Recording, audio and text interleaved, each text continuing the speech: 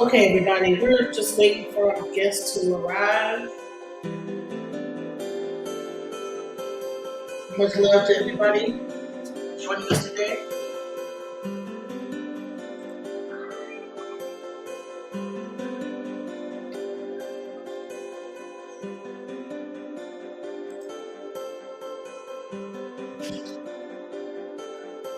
Give me a second while I get everything situated, okay? Give me a second.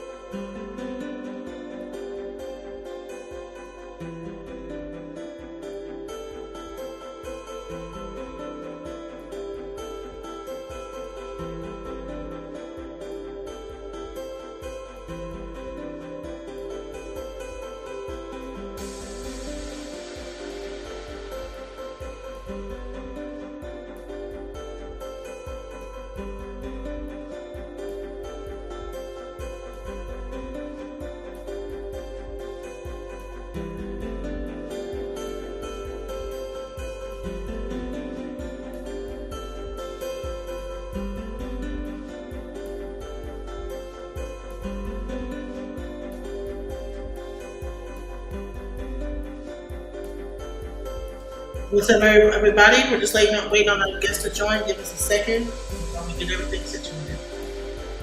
This is going to be a dynamic show, you guys. We have Eric, aka Shaka, here. He spent 12 years in prison for bank robbery. And I thought this was an important conversation to have. Because, we don't really get to meet that many bank robbers. We watch movies about bank robbers, but we don't get to actually talk to that many, right? Bank robber, okay? I mean, we didn't see the Wild Wild West and all sorts of stuff, like all these different TV shows where you show the cowboys robbing the banks and doing this and the other, but you ain't met like an actual bank robber. You're gonna meet one today. So I just want to, but unfortunately, like, so, we got like, there are a little bit of people who got a little older, and so we're like, get the technology straight. So I gotta make sure you know to join. So just give me a second. He's gonna be here in a second, okay? Give me a second.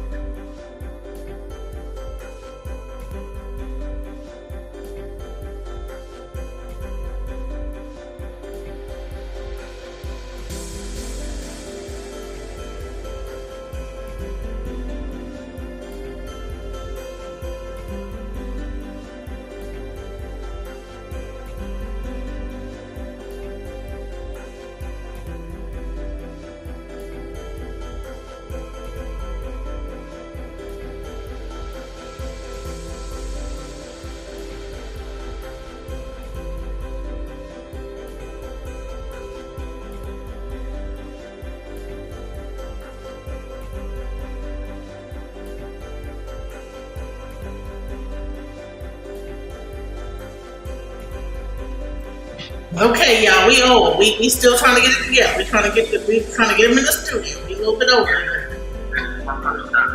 Right. We're a little old, so just bear with us, okay? If you're here, I want you to put something in the chat. Let me know you're here and you're ready for the show. Just give me a second, y'all. It's just old country pumpkin house of beans.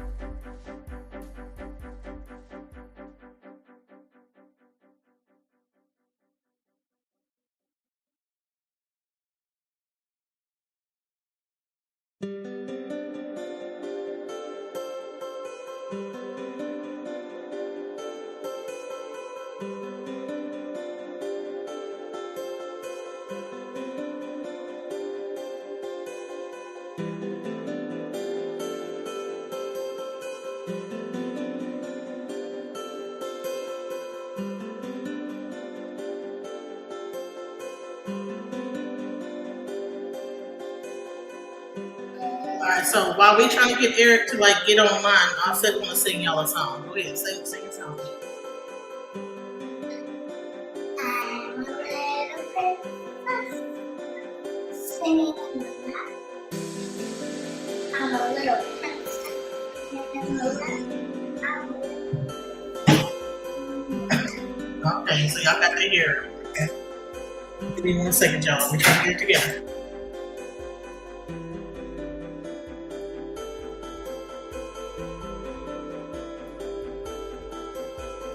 I'm sorry, y'all. We old. You know, so he talking about the 80s, y'all. So you know technology is, you know. So we gotta get it together. Give me 1 second.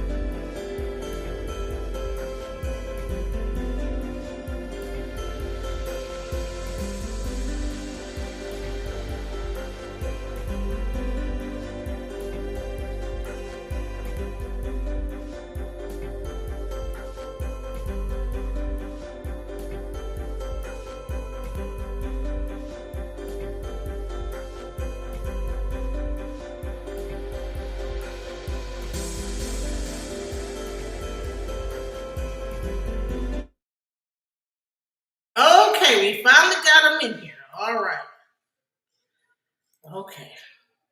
What's up, Eric? How you doing? I'm doing all right. How you doing? How you? All right. So first, hold on. Let me. I'm getting a lot of feedback. Okay. All right. So. Okay. Let me get all the sound together. Yeah, I can hear you. Yeah, it's echoing. Yeah, that's because you got to hang up the phone. Huh? You got to hang up the phone. Hang the phone up? Well, no, hold on. Hang up. All right, hang up the phone call that you're on with me.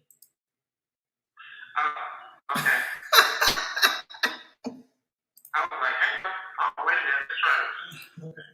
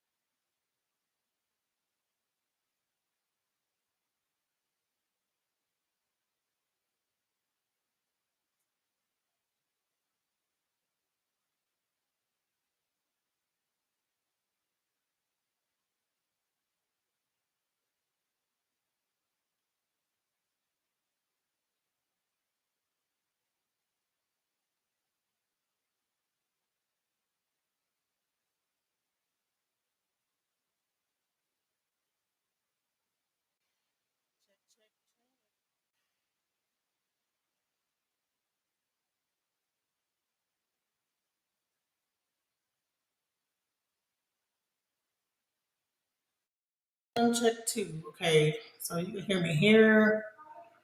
Okay, and then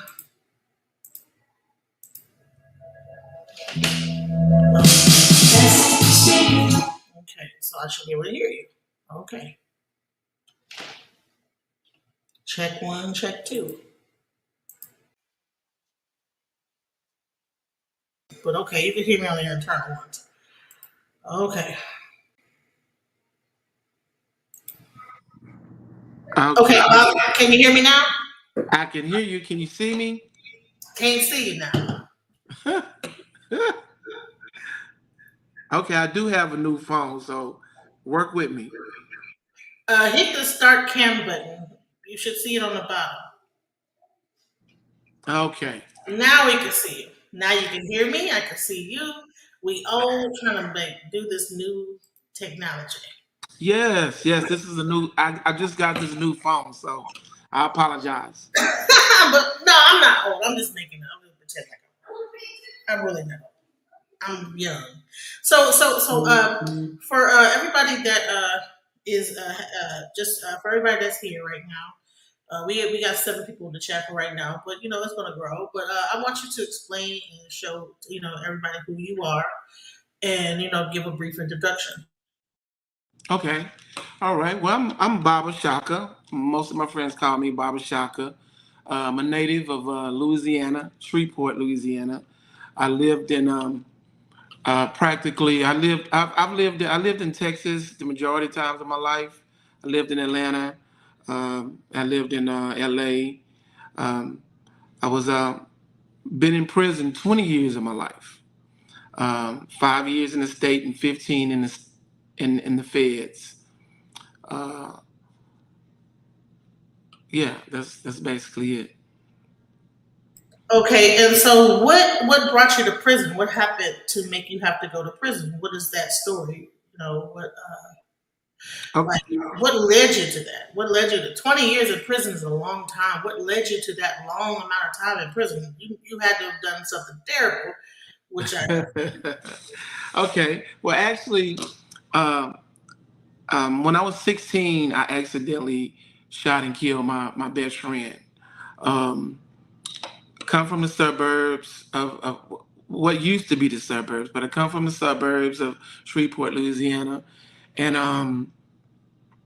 it was a bad choice that I made by one having a firearm at the age of 15 and 16 because we didn't need firearms in the suburbs. There was no gang problem, no gangs. Um, I didn't grow up with gangs. Um, they had bullies, but they were bullies with a polo shirt on or something like that. It wasn't anything like you have today or you've had in the last 30 years. And it was a situation in which me and my friend um, uh, we kept having altercations. And it was one summer, I never forget it. Matter of fact, it was like July 23rd, 1986. I was 16 years old. Um, headed, I was a sophomore, headed to be a junior, and it happened so fast. That particular day, I had after that, after that, that after that pressure of me pulling that trigger, I had to become a man overnight. Things changed in my life tremendously. So I shot him with a 22, and he panicked and ran about a block and passed out, and he passed away, and I ended up getting 5 years manslaughter. That led me to going to one of the worst prisons in almost the world or the United States. I went to Angola State Penitentiary. So, like I said, I had to uh, become a man. Everything changed in my life at a blink of an eye. Uh, there was no crying. There was no, you know, I need mom, dad, none of that. You know what I'm saying? I had to go to prison, and so I ended up going to Angola prison, and using Angola prison like a university, meaning, just learning all different types of things. You know, Wait, hold on. What is Angola prison? What's the difference between Angola prison and the other prison? Okay, well, Angola prison, Louisiana State Penitentiary was once a slave. It was a slave plantation in the state of Louisiana. It's down in the mountains of and swamp, close to the Mississippi River. It was a plantation. It's huge. It's a city within a city. So it was very, very, very dangerous. Very, very dangerous. It was compared to Alcatraz and some of your more famous prisons. A lot of movies. They made a lot of movies at this prison in Angola. I was, so did they make you like That's pick? why they call it Angola, because of um, something dealing with the slaves or whatever. But yeah. Angola's in Africa. I don't know why they called it. But so here's the question: did they make you pick cotton? Because I know in Texas TDC they make you pick cotton when you. Yes, we picked cotton. Uh, they had all white men on horses. We picked corn. We picked everything that we ate. It was a plantation. Um, you were forced to call him boss man, or boss sir, or free man, whole bunch of slave names. But yeah, free man, things of that nature. So in essence, slavery still exists. It's just in the prison system, 100%, right? Most definitely, particularly in the South, in the South, the states in the South, definitely. Mississippi, Parchman, in Alabama. I think they even have chain gangs in Georgia. Okay, so I wanted you to continue to talk about that. I just wanted to like clear up for the audience like what Angola is and what that represents. Yes, it's one of the most notorious prisons. It was a very, very, very dangerous prison. By the time I got there in the '80s, it was kind of watered down. I got there in '88. I was sentenced to 5 years flat, um, uh, which I think I may have got a break. I did get a break because it was a life taken. Um, so I got 5 years, and and then I went through the transformation of just learning prison. You know what I'm saying? Just learning the different things about prison. The do's, the don'ts. Like I said, it was a city within a city. It wasn't like you wasn't confined in a cell. At this point, you wasn't confined in a cell. While I was there, I was confined to a cell for 2 years for a riot that I was in. They had a riot, and my dumb ass, I was listening to some of the other convicts, talk about the trustees they protest about making the injection table, and and they was like, yeah, that's wrong. That's wrong. We ain't gonna do that. We ain't gonna stand for that. And I'm young, so I'm like, yeah, that ain't right. You know what I'm saying? My naive ass, I'm like, nah, that ain't right. That ain't right. And so they was like, when we go out, we ain't gonna work.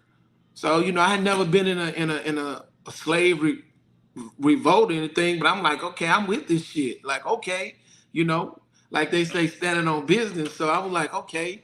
And man, when that European came on that horse, they came on them horses, they like, who ain't gonna work? And everybody was just still. Like nobody said nothing. It might have been like 5 guys threw their shovels down. And I just thought I was doing the right thing. I was like, man, that's wrong. I'm not, I ain't with that. It wasn't that I was being an asshole or trying to be militant.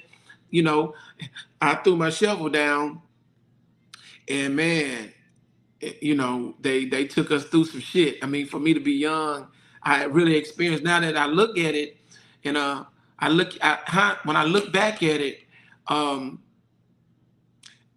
I understand a lot. I understand a lot, which we're going to be talking about things that's not real versus things that's real, and and people, what they talk. What's the word? Sensationalizing, you know, revolutionaries and these things. But anyway, yeah, I end up going to one of the worst parts of the prison, which is Camp J. So I was in Camp J for Is that considered like the hole or something like that? yeah, that's the worst of the holes. There's so many different layers of the hole, but Camp J is the bottom of the pit. The bottom of the pit. That's where you have most of all the people that's back there that's killed guards, killed inmates, raped inmates. Um, they've done some of the most horrific things. So when you go back there, all you smell is feces because that's what they war with. They make zip guns. They make guns, and they war with feces by throwing feces out the gate, out of the cell, onto inmates or onto guards and things of that nature. You know what I'm So saying? so so that's like mental illness, right? Do you think that the reason why they would do that is because of mental illness because they've been in there so Definitely, long? they couldn't cope. They couldn't cope with the just being they couldn't cope with being on the compound, which is on the main yard. They call it the big yard, main yard, whatever. But they couldn't cope, um, and they just lost it. And being in those cells, some of those guys have been in that back there like 20 years.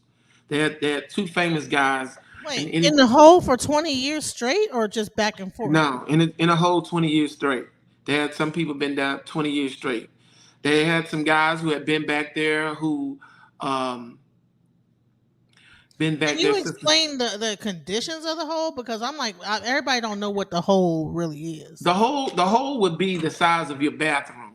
Just imagine being in not I'm talking not the new bathrooms with the garden tub and the two sinks. No, I'm talking about the old bathrooms where you have a toilet, uh, and just a little bed on the side. It's kind of like what you see in some of the old movies of what prison was. Like you see the prisons of Alcatraz, and you see those old cells like Shawshank Redemption. That would be the hole. So is there like light coming through there or just zero sunlight? They have a light in the hallway that may work or may not work. I actually learned how to type. I got uh um my mother sent me a typewriter. I learned how to type under those conditions. Um, but they had a lot of people that wasn't going with the whole get along thing, and I'm gonna go work in the field.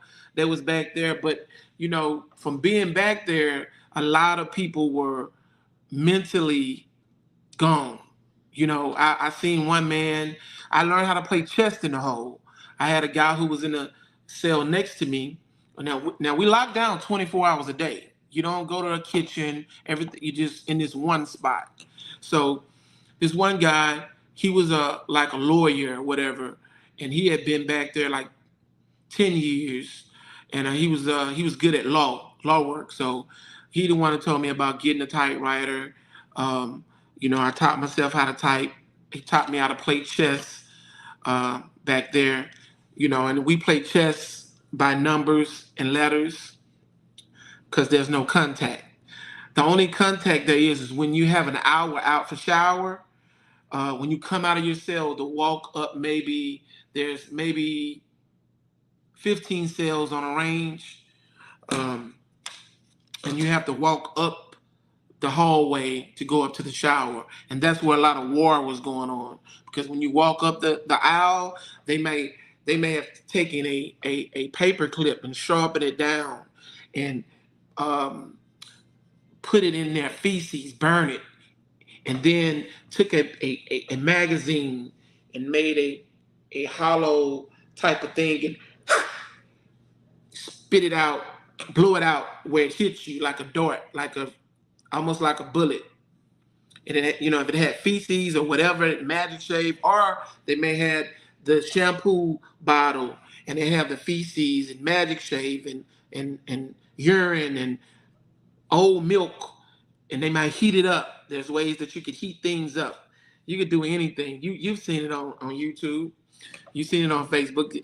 I don't They think heat. I have never heard of that. That is insane. That they Yeah, were making like tribe level darts using magazines and shooting them out and hitting shooting people probably with accuracy. And it's accuracy. I mean pressure. I mean you have people.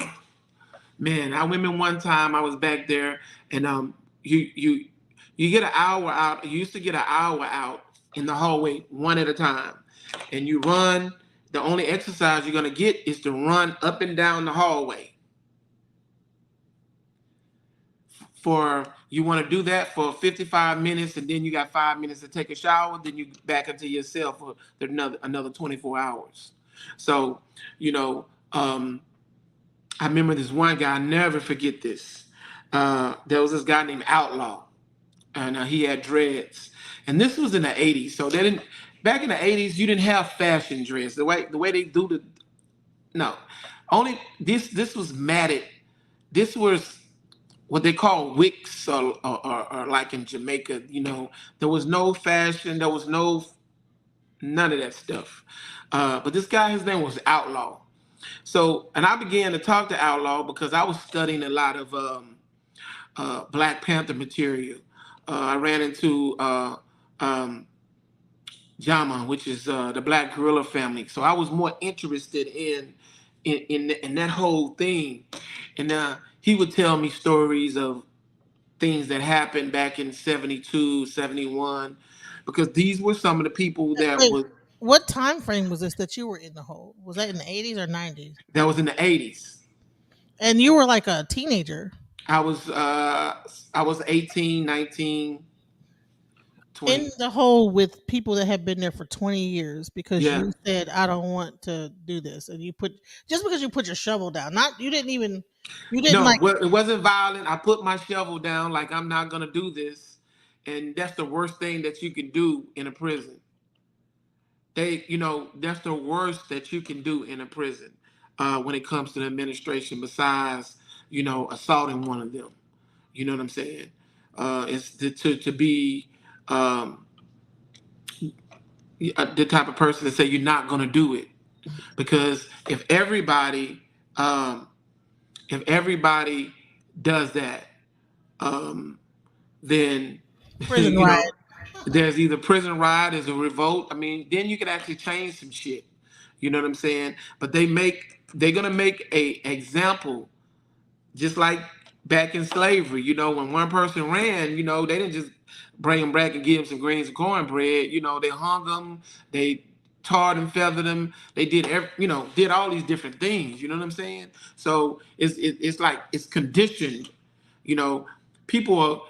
I always said it's like in prison is I. This is crazy. In prison, you could. I've been in some of the worst prisons.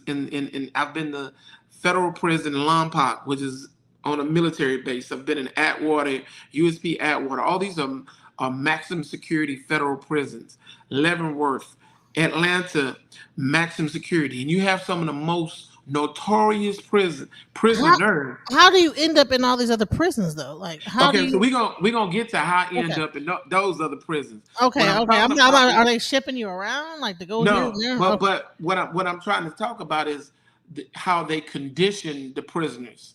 Some of the most notorious prisoners in the state are in this prison, and then some of your most sick Hannibal Lecter like prisoners are in um they're in what they call the hole in Camp J. You understand? Yeah, yeah. So, what's it called? Angola wasn't the worst hole. Well, Angola hole, the hole which is they call Camp J, was one of the worst places you want to be. If you go through and make it through Camp J, by the time you get to the main prison, you got stripes if you made it through there. So, how long did you stay in the hole for that particular offense where you dropped down the 20 I stayed in there for um about 25 or 26 months. 2 years. Man, Yeah. why was I thinking that you're gonna say 26 days? What? No, no, no, no. I mean, you actually find yourself, you fight and struggle to um, maintain maintain some type of sanity, because everybody's holding conversations with themselves in their cell. You hear regular conversations that, listen, you hear regular conversations. A guy's having a conversation with his wife, and they're arguing, and he's either reacting, re-reacting, um, to abuse. I told you, didn't I tell you to go in there? And I told, it's like that. So imagine I'm a young kid. Like, I'm a young kid. I got a flat 18? top. Look, I got a flat top. I'm brown skin, no hair, no facial hairs. You know what I'm saying? Um, I was, I probably was about 100 and maybe 30 pounds, 140 pounds. You know what I'm saying? I knew what I had to do to be in the prison now.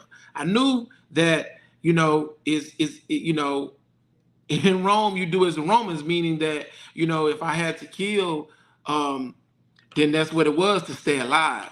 You know what I'm saying? So once I psych myself up in my mind that, okay, whatever comes to me, this is how I'm gonna react to it. You know, um, and that's how it was. But I mean, there's several conversations. People are having conversations with themselves. It's not quiet back in the hole. No, it's not quiet. Even at night, so like sleeping and stuff like that. How do you sleep? No, I mean, you can't monitor what the next psycho. You can't. You're not. You can't monitor what they're saying or what they're doing. You know what I'm saying? Um, it's crazy. You know what's kind of scary is that a lot of people get out, right? So you got out, but and you got out with your mind straight. But imagine these women are dating these guys and not knowing that they might be traumatized by being in there for so long, and then they getting in debt. But that's gonna be, we'll get into that later on. But that is something else. I never even thought about that. Wow. So and Yeah. wow. So you went into the hole and there was a bunch of people in there for 20 years and this, that, the other. They're shooting darts out with feces on it. You gotta run. You want to exercise, but you gotta run You past. want to run. For the most part, I was a youngster. These were older guys. These guys been down a long time. Um, um, so once I started seeing some guys run, that was part of their programming. So I started doing that. I started learning how to run.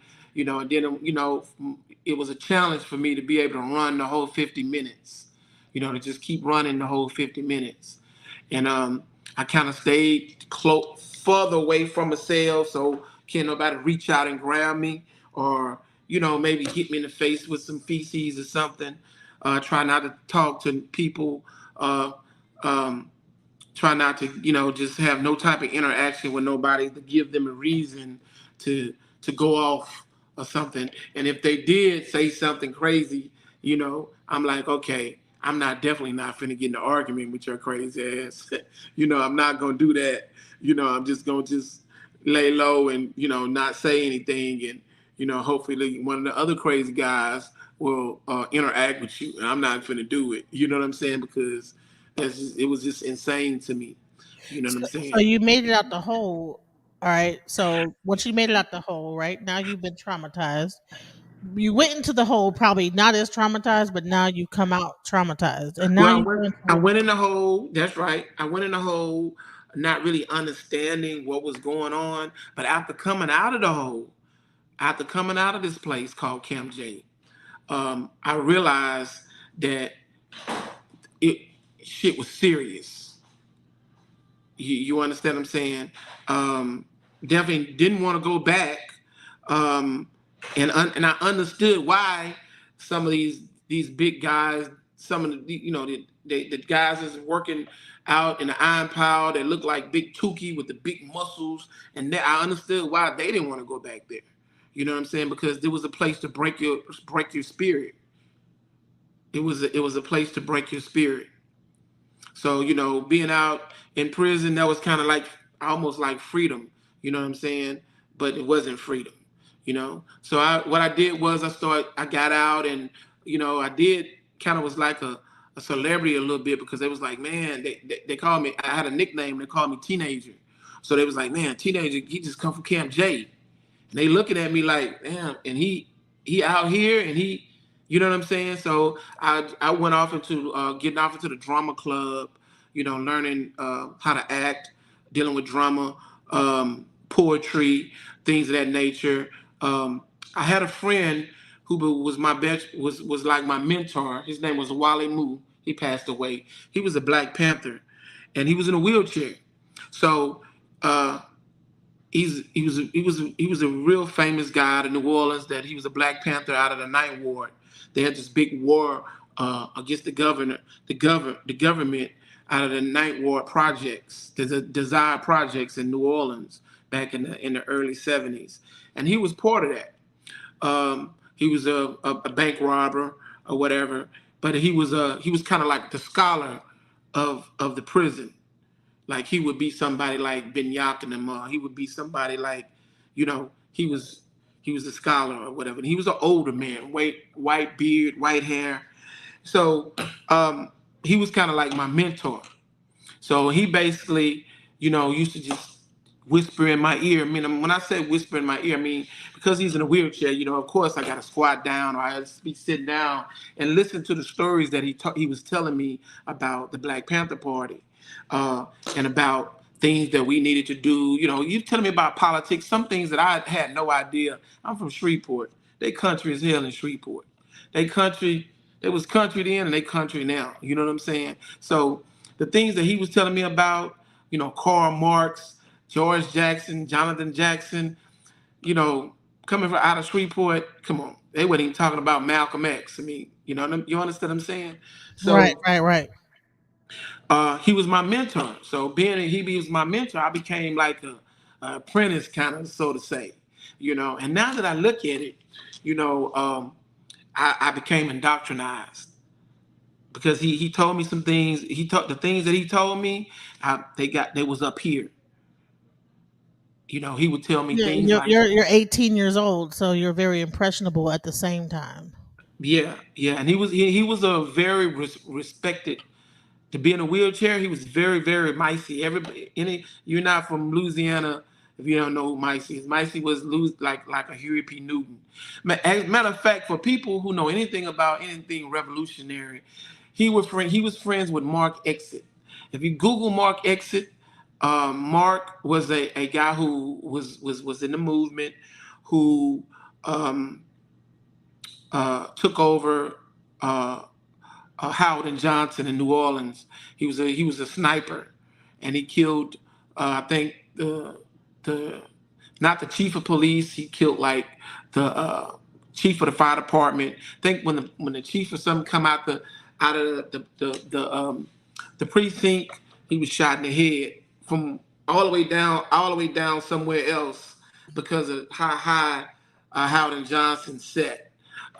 Mark Exit is, yeah, kind of. Mark Exit was more of a successful, like the guy in Dallas, Malik. Mark Exit was more successful than what that brother tried to do. But anyway, um, and he used to tell me things like, uh, he was like, man, they got gangs where you from, and I said, well, when I left the street, they ain't have no gangs. When I went to school, I went to a Catholic school. I went to and and everybody dressed preppy. Everybody was, like preppy. You didn't have any Bloods and Crips. You didn't have any of these. That you didn't have none of that. So when he was telling me that, I was like, "What?" He said, "Yeah," because he kept up with stuff.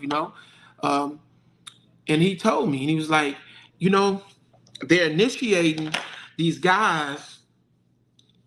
They're initiating them by having somebody ride around with the lights out, and if you blank your lights to tell them that your lights is out, then the people that they're initiating would drive double back and come and shoot your car up and kill you. I remember that. I remember like when there was like a whole thing like do not like if you hear somebody blinking your lights, do not like yeah, yeah. Yeah. So he was telling me about that, and he was like, man, when you get out, you need to let them know, man, that instead of tearing the community up by selling crack, you know, and he gave me, I'm gonna use the word, he gave me the Mark dynamics, the game on dealing with bank robbery. Now I wasn't in there for bank robbery, but I'm listening to these stories that he told me. at 18 years old as a young man that and he's like a revolutionary, but then you're Exactly. respecting him as a revolutionary. He And was a then, he was no doubt he was a revolutionary. He's he's uh he's tried and tested. He was amongst other some of the other brothers like Matula Shakur, Sekola, um, um, Huey P. Newton, Geronimo Pratt. so was he an ex Black Panther? He was not. He was a Black Panther. He wasn't an ex Black Panther, but he was a Black Panther. So he's a Black Panther and he's teaching a young 18-year-old boy that just got out of like segregation and like the whole about robbing banks before you get out of jail. Yeah. Well, it it has some logic to it a little bit. I mean, like he just basically was saying, hey, instead of them selling crack, they need to go in these banks. These banks are insured by FDIC. There are no security, and if there is security, it's one person. They could go in. And the chances of a person selling crack to get 100 or 200, 100 or 200 or $300,000. Right, little to nothing, right. You had to like work your behind off to get that. Right. They're like penny ante hustlers almost kind of. He like bumped that. We need to tell all these people that's doing it to go ahead and start robbing these banks, which is pretty much what they did in the Western times back in the old days. They used to rob banks, like the that's why you get like the cowboy stories. A lot of the cowboy stories were like when they would say wanted, it was like black cowboys that were robbing the white banks. I didn't know that. Yeah, like No, they I didn't actually know have that. movies about that. Yeah. Yeah, so he would just tell me, he was like, hey man, if they need something to do, because these dudes, I mean, these guys were terrorizing the community all around the United States. Think about it, like all around you can't name a state, Detroit, Chicago. Um, they were terrorizing. They were terrorizing. When gangs. Some cities already had gangs, but where I was from, definitely didn't have gangs. You So know what so I'm real saying? quick, so you went in what year you go in? Like 80. I was in '86 is when the incident happened, and when I turned 18 is when I got transferred and sent to prison. Right. 1988. So 1988. crack was just kind of hitting around that time, 85, Yeah, around well, yeah, 85. it was hit, but it didn't hit. It hadn't hit this where I was from at that time. In the city of New Orleans, um, it's heroin. You know what I'm saying? Yeah, hold on for a second. Hold on Okay, for a second. no problem. Man, you guys are hearing some very listen. This is some serious content, you guys. I want you guys to interact with us. I want you guys to ask questions because like there's not too many times you get to hear a person that went into jail at 18 years old, went into the hole, was there for like what 5 months or 26 months. No, he said 26 months. That's Yeah, almost 2 years. Jesus Christ. Comes out, gets taught by a Black Panther, and they're trying to control the narrative of what's going on in the streets because he's getting the word back about what's happening in the streets because the crack epidemic is starting. Now, this person does not know what that CIA is involved, anything. He's just thinking that the gangs are like doing this and they're acting like this. He's not understanding that there's a whole product on the market that's making them behave this way, right? So he gets you to say, okay, rather than doing this, you need to be doing that. They're just being penny ante drug dealers. But then he's not even understanding that it's being millions of dollars being made in this thing, right? Yeah, he well, I I think he did understand that he did understand the profit. He did understand COINTELPRO because that was one of the first things that I learned. You know, as a teenager, I learned COINTELPRO. We had study groups that broke down, and we broke it down um, about how it's done. We had study groups that dealt with how to destroy an organization. Based on um, uh, having agent traits. You can have agent traits by being a person that when you come into the study group or when you come into the group by always saying, bucking everything that the leader is saying or trying to turn everybody against the leader, like divide and conquer. Sometimes you could be an agent and not be an agent. You know, um, you're just a troublemaker. You're just an instigator, and you destroy the organization. So we had study groups, man, that talked about that type of stuff. I think more so he was Hold on basically and hold on. Wait, the jail would allow you guys to have. So you're in prison. no, what they didn't allow. You would end up in the hole if you caught. What we did was they would have people that had classrooms as though they're tutoring you, and you had certain people who was often to black nationalism, Pan Africanism, or whatever, who would come in the classroom, and so they would act as though they were tutoring, but in fact it was kind of like back during slavery. How they act like they having Sunday school out in the woods, and then they trying to figure out how to escape, kind of like that. Wow. So you went through basically training from a Black Panther. I mean, you're really getting like you're getting like what most people would wish for, like especially like people out here. You're Well, getting well, yes and no. I mean, yes and no. I think we're going to talk about that later on, but we're going to talk about people who who try to, they think it's a fad, they think it's a trend. So yeah, yeah.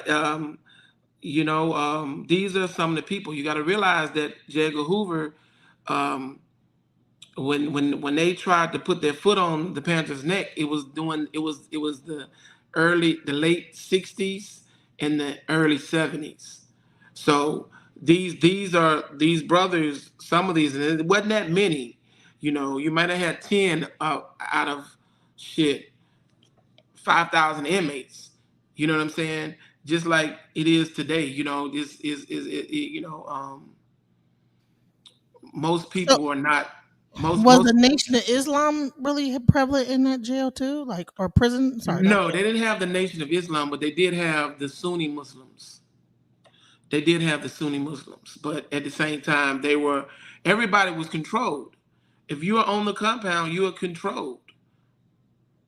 If you're on the compound, you are controlled. So you're gonna do what Master say do, or you're gonna end up back there with a shit throwing and the darts and talking to yourself and all that type of stuff. Have you heard of like the Melanics? You ever heard of these people called the Melanics? And they I had a friend of mine. He was arrested for robbery, but he might have been there a little bit before you were. But he was about the same age. I think everybody kind of like at that like in the 80 about around about 85 Mm-hmm. went to jail for some stuff, right? Like these Mm-hmm. young guys, right? And he was telling me, but there's a group called the Melanics, and then they would like extort you. Like if they found out that you were doing something about like with drugs or whatever, that they would extort you for your money, and then like almost like make your family have to keep sending them money and all this stuff like this. Nah, they wasn't doing that back then that I knew of. Okay, so I don't want to get too, but I just wonder if you like knew about those. So all right, so let's go forward. So you get out of jail, or is there anything else you want to cover about when you were in jail and you were getting trained by this Yeah. older guy? Well, so basically, when he told me, when I got ready to get out, Um, I went home and um,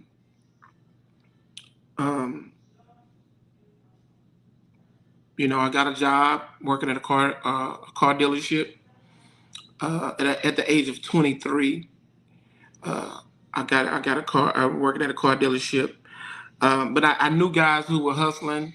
I knew guys who were in gangs, and it was really, really bad. People were dying. And I did go to some guys. I'll never forget one time. These three guys, they were well known in the area where I'm from, and they were plotting to do a kick door. They was gonna kick door, do some kidnapping or whatever to rob some drug dealers. And and I went in there and I told them, I overheard the conversation. I was like, look, man, you ain't got to do that. You know what I'm saying? What about this? And I was like, what about? And I told him, I was like, man, listen, those guys that y'all initiating, why don't y'all have them to go in the bank? If they go in the bank, I give you everything. We could train them or whatever. They go in the bank, they get the money, then they're in the game. If they get caught, they don't tell, then they're in the game. That would be a good initiation. That's what I'm thinking. My logic was like, it was kind of twisted. You got to realize I was young or whatever, but I thought I had a good idea. Besides, you know, kicking a door down and kidnapping somebody's child, or their girlfriend, holding them with a gun in their mouth and making them tell where the money is at in the safe and all that type of stuff. And that's And really against your own brother, right? and You're doing this against your own brother. Why would you yeah, do well, that? you're doing it against, you're doing it against it's they don't know that's their brother. I mean, they're all about money. You got to think about the early '90s and late '80s. You got crews or whatever. But my point is, and they looked at me. I never forget this. They looked at me like, hold on for a minute, hold on.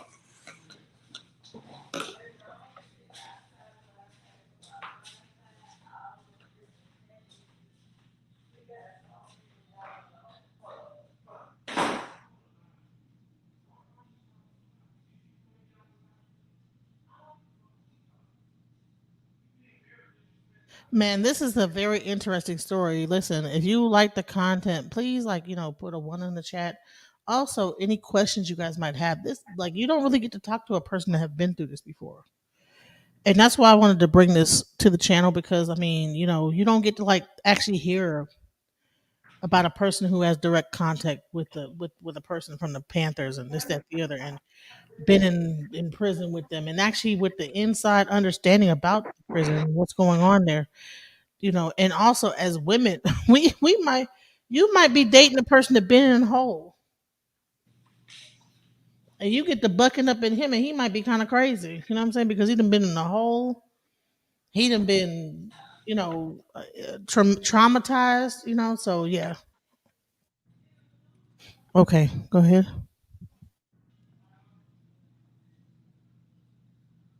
Hello. Okay, can you hear me? Yeah, I can hear you. Okay. So where were we?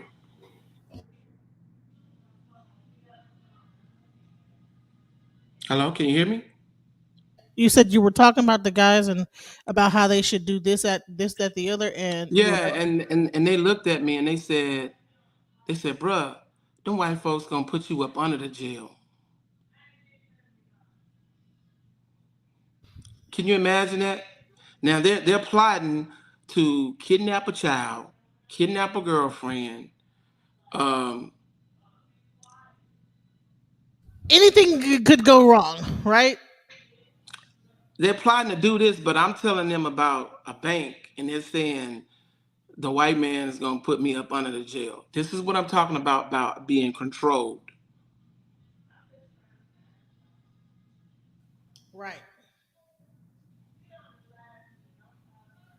So they would rather bust into a drug dealer's house, and their kids and family might just happen to be there, and they're willing to kill their own, well, not even their own, just kill the family, whatever, and so actually do murder, which is going to be underneath the jail anyway. They was doing that they was doing it all over the United States. Philadelphia, New York, Chicago, Detroit. This is what they were doing in the early '90s. I mean, all if you name some of your most notorious crews across the country. It was no brother thing. It was, yeah, they were ruthless. Trust me, I know a person that used to do that. That's why I like learn the story about the melonics. So Yeah. he used to bust in there and do this, that, the other, and yeah. And what happened is that he had a friend of his that kind of like was trigger happy and ended up shooting somebody, and then next thing you know, like this, that, the other happened. You know what I'm saying? So Hmm.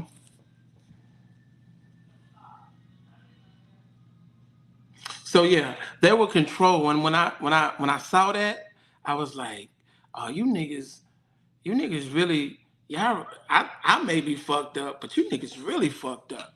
You gonna do that over going to the bank? It's like, imagine this.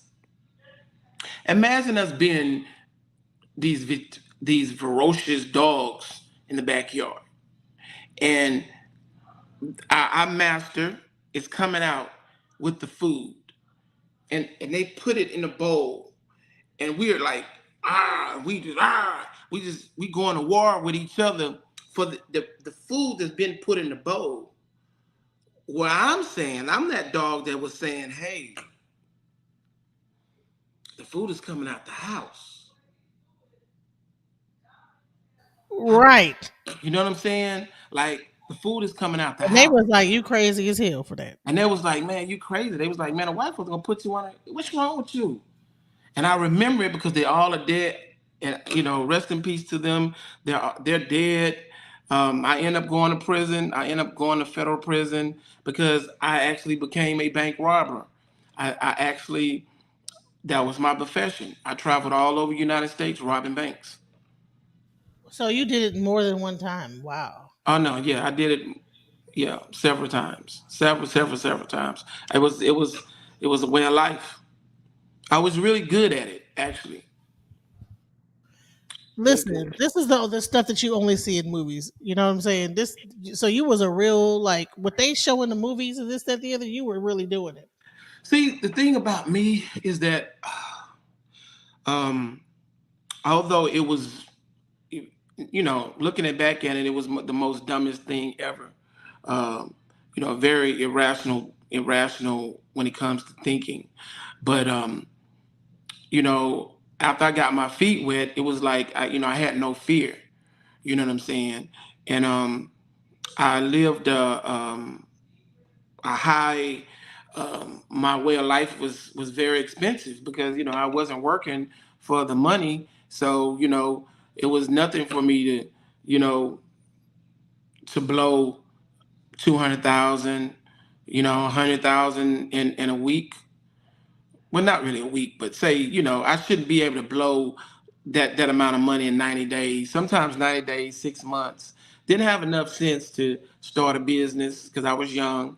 Didn't have enough, I wasn't around those type of people to even assist me in starting a business. So all I did was travel. All my friends were in prison because they were in gangs and they were killing people and doing the regular stuff to each other. I decided that I would move to Atlanta. I moved to Atlanta. I got married, but I still was robbing banks while I was living in Atlanta. So you Did know, she know that you were robbing banks, or was it like a secret like lifestyle that you were just doing, and she just didn't even? who? My wife? Yeah. Well, it came a time where she realized what was going on. Nobody else knew.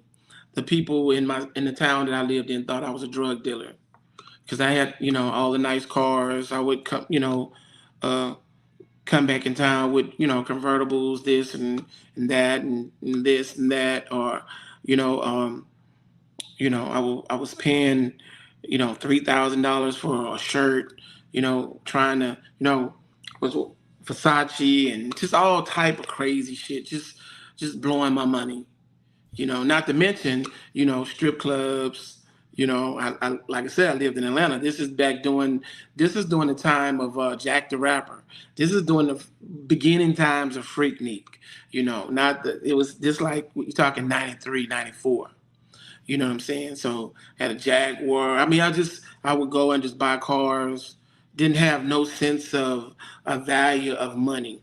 So Yeah, you're pretty much like probably how much money would you say you blew through during that time frame? I blew through probably about $500,000. So all right, so you're saying you were robbing banks and everything. Were you doing it on your own or did you have people with you? I eventually, okay. In the beginning, I had two other young guys who I was able um, to convince to drive for me or something like that, and um, then they decided that they knew what they was doing, and they went off on their own and did some shit, and they ended up getting caught. you know. So I had then when they did get caught, they tried to debrief on me and tell the people like, hey, well, he's the person that told us about this shit. He's not the person that actually robbed the bank, but he did tell us about it. So they put me in on their little conspiracy. And I went to a trial. It was like a 19 count conspiracy. I went through trial in Dallas back in 95 during the time of the not the World Trade Center, but the Oklahoma bombing. I never forget it because they wanted to stop them from picking the jurors. And um, yeah, went to trial and actually beat it. Probably And because you don't you shoot. you don't beat federal, especially a bank robbery. But the thing was, they robbed a credit union and they actually told the people that I was with them. So the people think, okay, yeah, we got it. So they told the people that I was with them to make it more juicier to try to help themselves. And then when they did bring me in and try me, uh, it was the particular day that they robbed the bank. I was going to a, a, like where you used to go and what was the place? Remember you used to go to the places and you used to send money back and forth. Like you could go and cash checks and stuff like that. A check cashing place? Check cash the place, but you could also send money. You could send money across country. So I was actually picking up some money uh, uh, at the time that they actually robbed this credit union. So they don't know this. They don't know that I'm in Norcross, Georgia, picking up some money. They robbing a bank down in Mesquite, some damn where in Dallas, and they told the people that yeah he came in there with us. And so when I went to trial, it came out that no, he couldn't have been in two places at one time. So all of the other information that y'all gave them, my lawyer was able to show it. If you believe this when they were lying, then you can't believe nothing else they said, right? Well, I was fortunate enough to actually beat the feds. 1995. What district would that be? I don't know what district it, but it was in Dallas, Texas. Dallas, that's like the scary, right? That's the 30, Huh? I think that's like the 36th district court or whatever, something like Yeah, it's that. a federal, but it was federal. It was federal. So, but anyway, so I beat it. So you would have thought that I would have stopped robbing banks. You would have thought that I would have stopped robbing banks, but I was good. I was real good. I wasn't getting caught. They just picked up on, a little information. It was like, we don't need this nigga now. We can do this shit ourselves. We ain't got to break it in three ways. So let's just go on and do our own shit. Well, okay, so they end up going to prison. The one guy ended up telling on all of us. He ended up getting maybe 8 years, 5 years. The other guy, the youngest guy, he ended up getting 30 years. Okay, so I ended up beating it. I ended up coming home, still robbing banks, not really understanding, what's really going on in my head. I'm like, man, why are you still robbing these damn people banks? And I still was doing it. I still was going state to state. And it wasn't until um, 96 that I went in the wrong damn credit union. And that was the end of my bank robbery sprees. And I ended up going to federal I ended up going to maximum security USP Atlanta. Um, well, time I get there, I run into Matula Shakur, who Wait, wait, became a wait, men. wait, wait. So what made you get caught this last time? Mm. Not get off into details. So I used to always rob banks when it's raining, or it just started raining, because I knew that the police wouldn't be able to respond that fast. So I'm in Dallas, and I wasn't, it wasn't, so I was in Dallas, and it was pouring down raining. So I said, yeah, it's time. That's my sign that, it's meant for me to do it. So I'm going down, I don't know what interstate that I was going to, but I end up at this credit union. And when I went in as planned and got all the money, and I was coming out the door, it stopped raining. It was just sun. The sun was just shining when I came out, and I was like, oh shit. And by the time I made my little route, jumped in the truck, but I got about 5 blocks and I seen a ghetto bird. See, if it would have been raining, the ghetto bird wouldn't have been able to get there in time. But on this particular day, it was meant for me for this madness to stop. Wow, that's Yeah, it was in, and then I end right. up. She said, "Damn, you work with the weather." Yeah, well, I've always been a spiritual person. I'm a spiritual man, and I just always felt like, okay, I'm looking for signs. Like if I would look for any little different, any little thing that was out of place, I would turn around, because I didn't. And that's the crazy thing. I didn't have to do it. Like I wasn't, you know, You I had wasn't. money, right? You had already saved up. Yeah, I had money. I had brand new vehicles. I had jewelry. I was living, I could tell you stories of, I don't want to name famous people because somebody might see this, send this to somebody. But man, I was amongst some of the most famous people, going to these parties. Um, man, like I said, I don't want to name anybody, but from the West Coast to the East Coast. You know what I'm saying?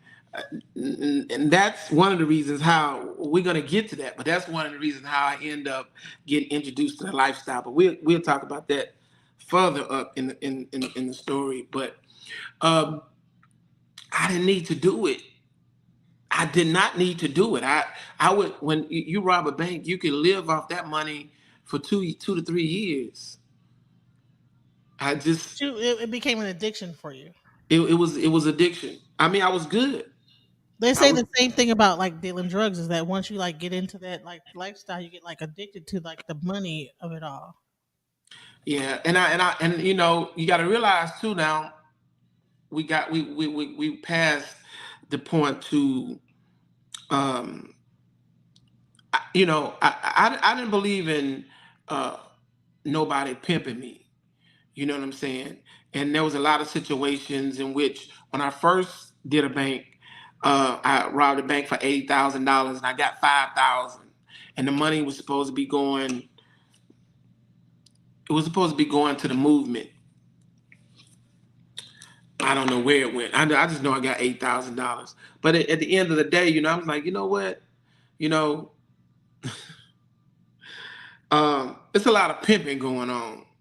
You know what I'm saying? I mean, from being in the nation, I used to be in the Nation of Islam, and I forgot to tell you about that. So I was selling papers, and I used to get a dime on every dollar. You know, and the brothers like that was on post were like, you know, I'm like, man, I just got out of jail. I need a job. I need a real job. Like I'm making a dime on a dollar. Those brothers that work out on the corner with the bow ties, them brothers be hustling.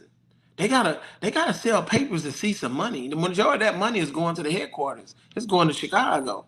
Right, so that they have to respect that these people are honest enough to like send that money over there, or it's like what? What's the question? So they were so these guys have so much respect that they're not gonna slight the nation. Like they say, okay, well, Yeah, they because they got so many papers. It's like when you was a kid, you sold the cookies and the candy bars. So you got so many papers and you got so much money. Okay, if I give you 48 papers, then you should come back with. You understand what I'm saying? So, but anyway, yeah, I was doing that, and I was like, really, and I was like, bam, and and when the brother's situation happened, I got $5,000 out of $80,000, and I was like, nah, I might as well sell papers. Like it's a lot of pimping going on. I mean, you know, so basically, so you got caught, right? So what happened after you got caught? Did you go straight to? I go to federal prison. I go to federal prison. I go to USP Atlanta. Um, I was in USP Atlanta up there with uh, Akbar Prey, Matula Shakur, um, some of the big Nikki, not Nikki Bourne, but Nikki Scarfo, I think is his name. Just a whole bunch of different, just a whole bunch of gangsters from New York to from Brooklyn to Queens to you name it. But you got to realize I go in with the mindset of a cub. I was in Angola. Remember, my mentor was a Panther. So when I go back into prison, it's back into that mode. I'm getting right back into uniform. How old were you then when you got arrested for robbing all the banks? 26, 26, 27, So from 18 to 23, you got that charge, and then from and then free, and then you went from right. 26 to from 26 to 41. Okay, so now you're back into federal prison, and what I'm seeing here is that, like, so it's almost like the prison. They always say that you learn how to be a better whatever it is in prison because you're around other people that are doing XYZ, and they teach you how to be better at it. Is that Yeah, true? well, if you're a person that master the craft, then yes. Not everybody master the craft. I mean, um, but if you're a person that master the craft, you're gonna figure out ways to beat the system. So how was federal prison? How did that go? So Well, you're in federal prison with some of the biggest people known to man, and you're going in there for what you did. So I mean, yeah, federal prison for me was a learning experience. I did the same thing I did in Angola. I used it as I not everybody do what I did, but what I did was I studied under every religion. I studied I studied under the Muslims, the nation, the Sunnis, the Moors, the Rastas, um, Scientology, even the Native Americans. Um, I did it, and people were like, "Man, you don't know what you want to do. You confused. You confused." They would say, "I'm confused." I knew I wasn't confused. I just was using the time, to make my time go by. But I was in my mind. I'm in college, so each place that I went in with whatever book that I went in, I was studying it. You know what I'm saying? And then it got to the point to where it's okay. Certain ones was you couldn't do that, so I had to kind of like back up. Like they were like, "Ah, brother, we want you to in the ranks." I'm like, nah, I'm good. I'm good. I'm you know, I don't want to do that. But I did so. But what I did was I studied under Matula Shakur. He taught me more. Once him and the guy Maisi, who I told you Wale Mu, which means teacher, him and they were friends. They were part of the New Republic of Africa. Only people that knows this language, the words that I'm using, they kind of gonna know what I'm talking about. But they were but, part of but the here's the New question. Wait. Before we get into that, how long were you sentenced for this for robbing the bank? Fifth. Well, I was sentenced to 121 months, and then I got re-indicted, and I got re-indicted, and then I got um, sentenced to 90 months on top of the 121 months, How many years is that? 15 years. I mean, with the good time and all, it's like 15 years. The 121 months was 10 years. Um, um, this, it's like 90 months added on to that, something like that. So how was that being in federal prison? You got into it with you began to like make alliances and allegiances. Was this like the thing when you went in this time? Was that the thing that like that changed your life, or were you taught more how to be a better person? Yeah, I was taught more. I was taught more how to be a criminal because then I started getting off into extortion. So I started extorting child molesters, what they call chobos. I started extorting child molesters. Um, I was getting a lot of money in prison doing that, selling drugs in prison. Um, well, not really selling drugs because I smoke weed, so I mostly bought drugs or whatever. I bought weed whenever we could find it or wherever could get it. But yeah, it wasn't until um, after 10 years, my mother came to visit me. My mom came to visit me one time. She flew to visit me and she said, if you could do it all over again, would you do it? I think it was about 5 years. And I was like, hell yeah. Because the shit that I did, I never would have been able to do. Shit I experienced, I mean, the people that I was around, I mean, all of this fake shit that I didn't realize was fake. Um, and I was like, hell yeah, I would have did it. I still had pictures, so I had my photo album. So when I go off into, in prison, if you got your photo album, you're not just talking, you know what I'm saying? So I'm showing pictures with, Left Eye and all these different people, Andre Rison, and we up in Atlanta, and I'm in with all these different people, all these different people hanging out at different people's mansions in Houston and Sugarland and all these different places.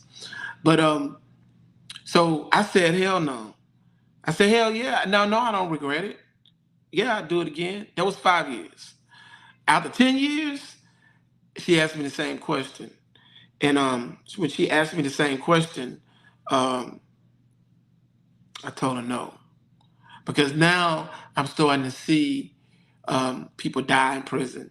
When I said die, I mean getting killed. The federal maximum security is around the United States is one of the most vicious prison systems. Worse than what you went through in the hole. They were worse from the standpoint of politics and just being stabbed, not from a psychological standpoint. Because see, if those people would have been in federal prison, they would have been in some type of psychiatric. They would have been in a ward or something. They would have been at a hospital. Like Camp J was, these people should have been in a hospital. So, so what kind of like psychological games do they play in the federal prison that didn't happen in the other prisons? What do you think? What really worked on your psyche there? Well, the politics. Politics could be, I could be the leader today, and then tomorrow, the people that I lead and look up to me, they could just turn on me and just smash me. And then now I'm looked at as a victim. Um, the riots, being in the riots. If you say like I'm gonna get a visit, like I was doing the pen pal thing, so I'm always trying to find me a woman or something to come visit me or whatever. So I got a visit coming, and next thing you know, it's a riot.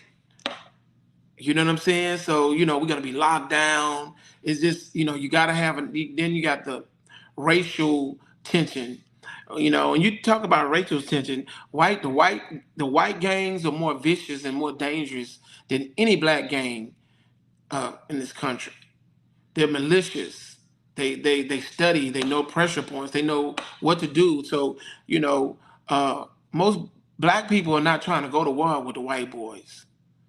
They're not. Really? So those Yeah. gangs are worse than any other gang in prison, but you only hear about like the Bloods and the Crips and the Nah. The blood. It's so bad to where the blacks have to stick together when there's a racial war. They have to stick together. They're gonna have more numbers, but they're not gonna kill you because in prison everybody want to come home.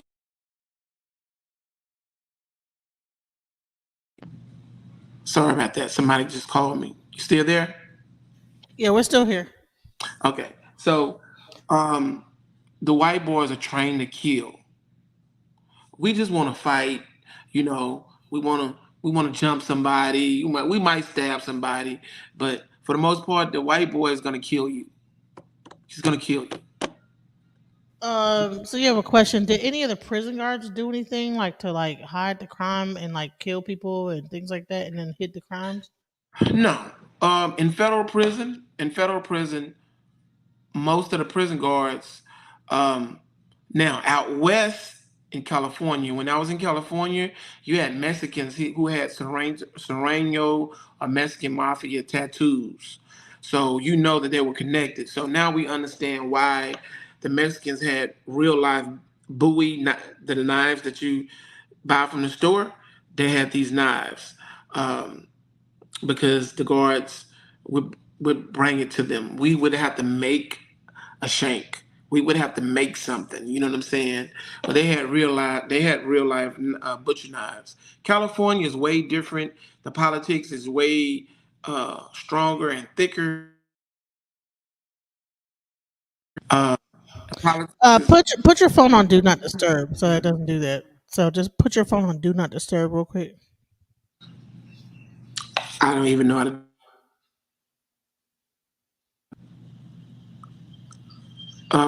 Yeah, I don't know how to do it on this. I have a new iPhone 14. I just got it yesterday, so I don't know how to do it.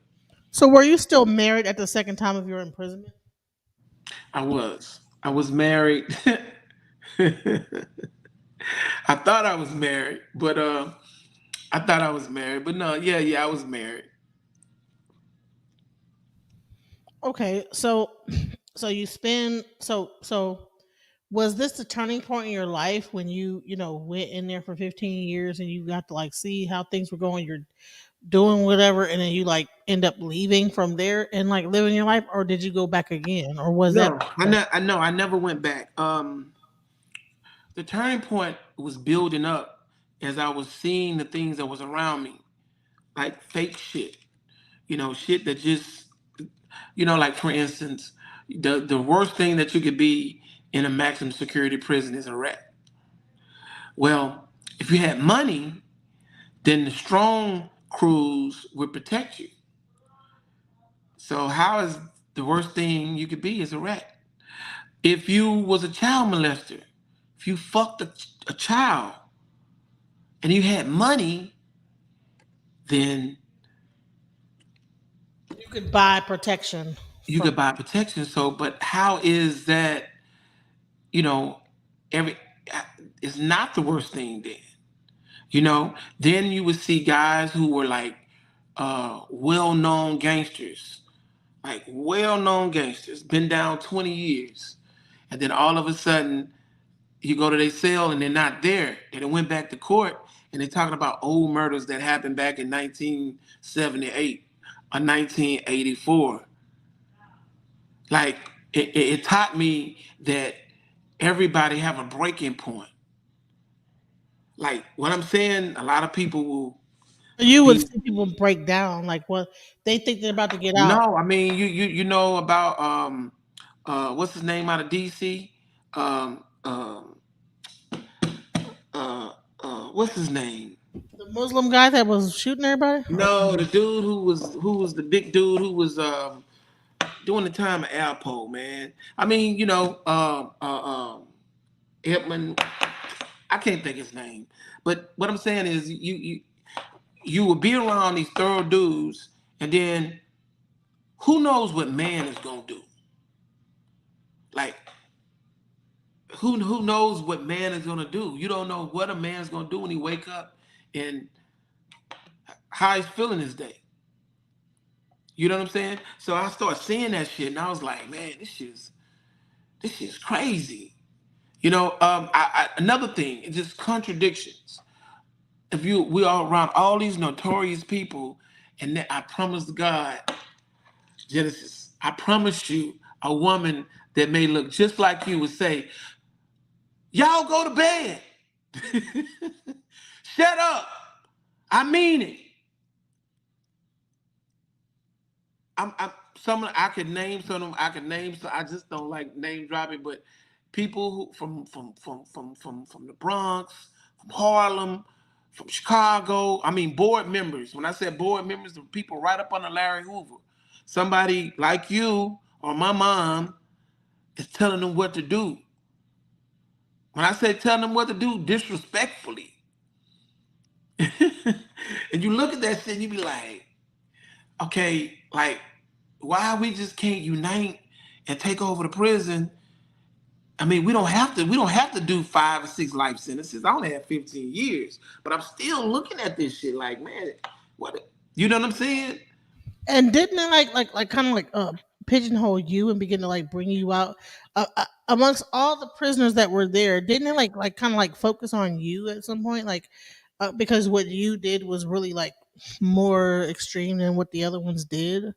Okay, so there was a situation where I was at this one prison, and they kept sending me to the psych. They kept sending me to the psych, and I wanted to go too because there was some interns, and I liked the intern, so I would go. So then when I would go to the she I asked her, I said, why? No, she asked me. She said, why they got you on here? You crazy or something? Why they got you on this list? I said, I don't know. And she said, well, I'm gonna find out next week. I'm gonna find out. Next week, she put me back on there and she said, it's because you're a bank robber. They want to know why you was robbing them white folks' banks.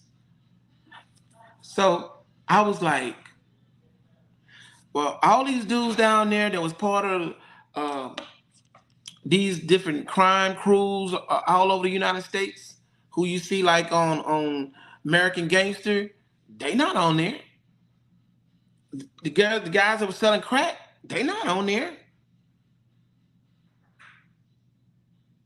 But because the nature of what But because of the nature of my crime, they wanted to know why would a black man? See, because she said it. She said black men are not. This a low percent that robs banks. Bank robbery is mostly white guys rob banks. Mostly white guys rob banks. so You can do do you the. think that by putting the reason why they put you in the well, no, because the hole was the murder charge, not the bank. So have you ever been in the hole because of the bank I've, robbery? I've, I've been in the hole several times. Been in different prisons. Uh, been in different prison riots and stuff. Been in the hole several times, but not that long. And then the hole in the Fed is totally different than the conditions in the state. But yeah. So they were trying to figure out, like, when you have people who I told her the same thing I kind of told you. I'm like, wait a minute. If everybody's out to get money, mind you, this shit is crazy to think like this, the way I was thinking, because I don't think like that now. But I'm just like, if everybody's out to get money, you talking about the early 90s. You remember everybody was out to get money? Remember Get Rich or Die Trying? Yeah, Okay, F so bitches get money. So this you yeah, had that was your soundtrack in that time. Like yeah. F So bitches if get that's the money. case, And you just with if the that's the case, why if you want to get money, then why not go to the bank? I know it now sounds now crazy. we know why not to go to the bank because that was a whole like 15-year sentence that you had to do. But compared to, think about it, compared to the majority that stood on the corner and got in these trap houses and destroyed the community. Think about that. You're looking at it from a different lens. Well, no, Think about it. I get what you're saying. I'm just saying Think like about it. So every major city, crack came out. They was selling this crack, and oh, why y'all sell crack? Oh man, because I want to be able to afford a car. I got this Mercedes Benz. The LG kit. I got that. Blah blah. When you see all these documentaries and all this type of stuff, yeah, they got the fur on and blah blah blah. Think about it. All over America, you would rather sell this product than have the mindset was like, well, damn, all the money is in the bank. Well, it's not anymore because they done figured out. Yeah, it's a whole new thing right now. You can't go to the bank and rob and get nothing. So You know what I'm I don't, saying? I Like, don't think the banks even hold more than like $2,000 a piece. You know what I'm saying? nah, no, that's not true. I mean, if that's the case, how are you able to people to go to the same bank and cash that check? That's crazy. Listen, what I'm saying is that um, why not study people who kill for colors? Why not study, the people who have multiple charges of selling drugs? Why, why? They want to study you because they like we want to make sure this don't happen again. Like Yeah, well, because at the end of the day, it means that you're not scared of the white man. I mean, not the white man. I didn't mean to say the white man, but it means that you can go from 0 to 100, and not being afraid. You can be dangerous when you're not afraid. You know what I'm and saying? that's where it gets into mental health, right? So Yeah, yeah. You could be dangerous. You could, in which they think this when you're not afraid. Okay, but you take these other guys. They're not afraid of nobody black. They're not afraid to sell crack. But like the guy said, if you go in the bank, they're gonna put you under the jail. They're gonna, yeah, yeah, master gonna let us sell dope, but you can't do that. Think about that. You can't do that. There's just some things that um yeah, you know how you see things dealing with the police, and you wonder why. Okay, damn, all this is, you wonder where are all the so-called this and that. They're afraid. so what happened when you got out? So you did your time. Was there anything that happened that you would say So was so what one of the things that changed my life is, once I started studying things dealing with mental health. So I started learning about accountability. I started learning about, irrational behavior, irrational thoughts, challenging those thoughts. I started just reading these different self help books. You know what I'm saying? And did they like do that for you or did you just do it on your own? I did it on my own. I did it on my own. They had programs, and I exercised the programs that I was in to the utmost to learn and get down to the root of why this happened, so why this happened and why that happened. As a chess player, I just I want to master the craft of learning human behavior. And it helped me so much when I came home from prison. It helped me so much when I came home from prison. So those days of putting my life on the line to go to prison is definitely over. You know, um, uh, I remember a conversation I had with Dr. Matula Shakur, and when I was getting ready to come home, and he was telling me, yeah, when you get out, you better not go out there, and you better not be getting in those groups. Don't make yourself a target. And when I came home from prison, that's the first thing I seen about everybody. I guess with social media, with the new organizations that were sprouting up, everybody wanted to get on the bullhorn and say, "Hey, I'm this person, and we're gonna do this to you. We're gonna shut you down." You know what I'm saying? Making themselves a target, and everybody that's made themselves a target, um, everybody's made themselves a target. Has these people know how to deal with them? So you can't fight those people. Can't fight. Uh, they can't fight anything that they can't see. Does that make sense? Yeah, it does. Yeah. They can't fight. If you have a vanguard, or you have a cadre, or you have a study group, you you know, the FBI won't start targeting you. Pulling you over if they don't know that this is what you do. You understand what I'm saying? Why do we want them to know that this is what we do? You know what I'm saying? So we can get pulled over. They And you can rape. right, and see, and that's the thing is that like I know that at one point you had the RBG movement, you had all these different movements and stuff like that going on, and there were two out. out front, and then you end up with like people like getting like what's it called, the terrorist act or whatever on them, like the Black Terrorist Act and stuff like that. Yeah, I mean, we give them too much. When then social media, like I said, you got to realize, man. I think ego drives this.